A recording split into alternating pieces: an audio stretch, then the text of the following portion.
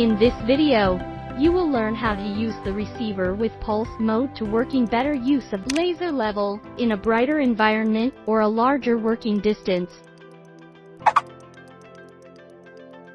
In the last video how to use S-series switch function we have mentioned how to change to the pulse mode. Let's review first. Short press on off switch to switch return to pulse mode. The PV of the screen will be on and off.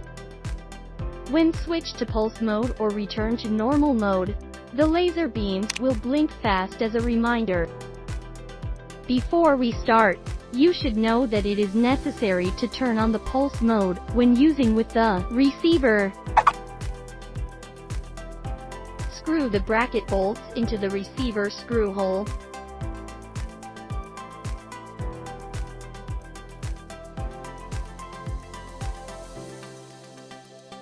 Press on off switch to turn the receiver on and off.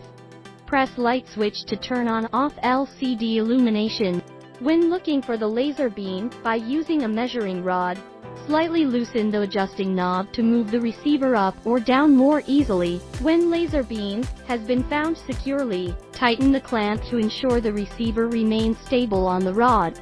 For detecting the laser beam, use the bubble vial to maintain a level plane with the receiver first. If the center indicator lights up, means that the laser line matches the center mark. If not, move the receiver as direction indicators on the lid to align with the laser beam. Move slightly in the opposite direction of the arrow. In addition to the indicator light, if speaker volume is on, an audible sound helps locate the receiver. The louder the sound, the farther the laser deviates.